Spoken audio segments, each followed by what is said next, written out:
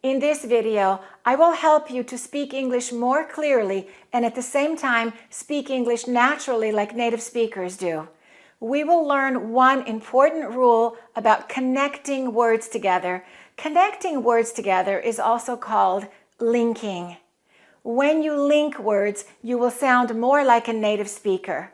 First, you will practice one rule of linking. Then I will teach you some very common phrasal verbs, expressions that you can use at the workplace. These are everyday expressions that native speakers use, and you can use them in either a professional setting or in your personal life as well.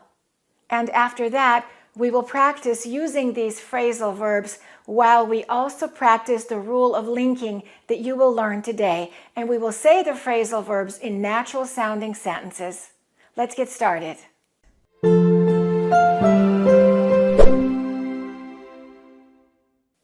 Why is linking so important? First, it will make you sound more fluent and more advanced when you're speaking English. Advanced speakers speak like this. How much is it? How much does it cost? And of course, that's how native speakers talk. Listen again. How much is it? I stressed the word is, but I connected everything else. Listen to this. How much does it cost? I stressed the word cost. That's the main word. That's the verb. That's the word that holds the most meaning. Second, linking makes you think about which words we should stress. Because if we don't stress any word when we link, our speech will sound flat. But when we think about the word stress, immediately our speech sounds more natural. It has more passion, and it also carries more meaning.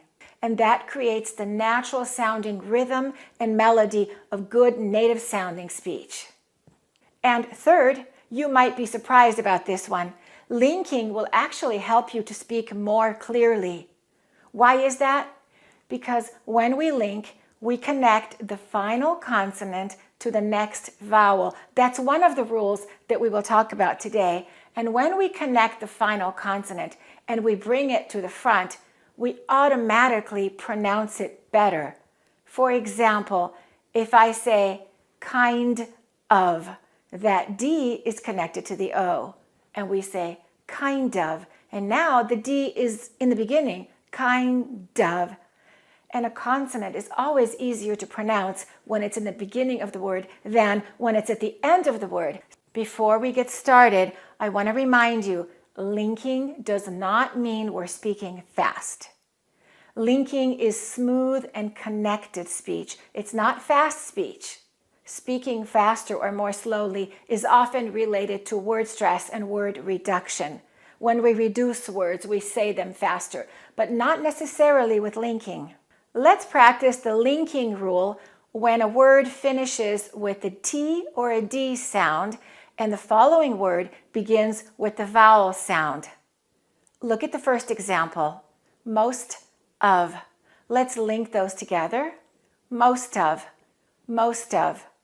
Or you can say it as one word. Most of. Most of my friends. Turned off. It's difficult to pronounce that final D, turned off. It's much easier to say turned off, turned off. Now let's learn some common phrasal verbs, and then we will link them together. And finally, we will say them in natural sounding sentences. The first one is pay off, pay off. When we have a phrasal verb, we stress the preposition. We stress the second word. Listen again, pay off. And in past tense, let's link it. Paid off. Paid off. To pay off means to have good results. When you make an effort and the results are good and you are successful, your effort paid off. And now let's say it in a sentence. Our investment really paid off. Let's say that again and make sure you're linking. Our investment really paid off. One more. Our hard work paid off. Our hard work paid off.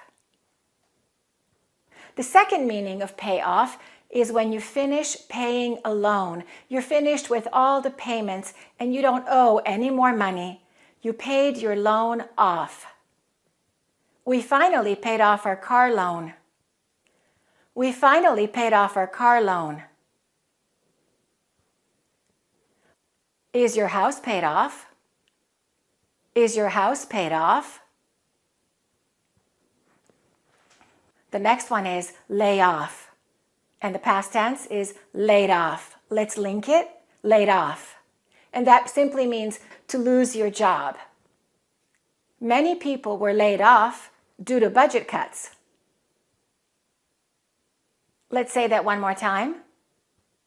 Many people were laid off due to budget cuts.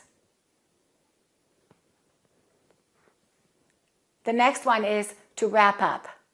And the past tense is wrapped up. Wrapped up.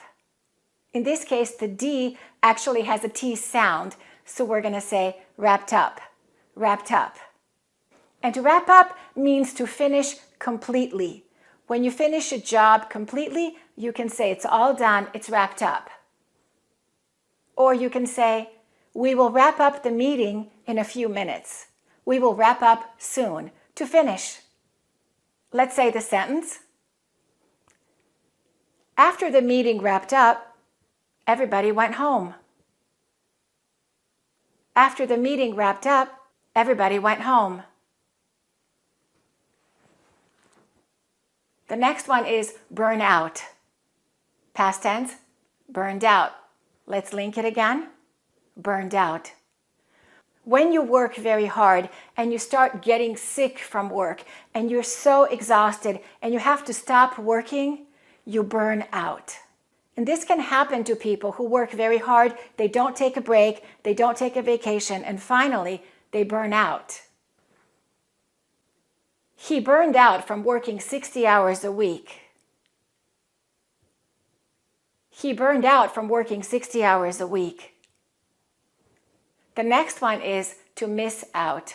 And the past tense is missed out. And once again, that D is pronounced like a T, so we say missed out. And to miss out is to miss or to lose a really good opportunity because you didn't take action on time. You didn't do something and you missed out. You missed out on a good chance. Because we didn't take action sooner, we missed out on a great investment opportunity. Let's say that again. Because we didn't take action sooner, we missed out on a great investment opportunity. The next one is to price out, and the past tense is priced out. And that one is very often used in the passive voice. For example, we were priced out, they were priced out. And if you're priced out, that means you can no longer buy something because it has become too expensive. The price is increased and you can't afford it anymore. You were priced out. If we don't buy now, we will be priced out of the market. If we don't buy now, we will be priced out of the market. And the next one is to call in. And this one is usually said as to call in sick. And the past tense is, I called in sick. When you call your work to tell them you can't come to work because you're sick, you call in sick. Our department is short-staffed today because several employees called in sick. Short-staffed means not enough employees. Our department is short-staffed today because several employees called in sick. Remember, speaking clearly and pronouncing all of the individual sounds, the vowels and the consonants, should be your first priority. That way people will understand you. Then practice stressing the right words and linking them together naturally, and your American accent will sound amazing.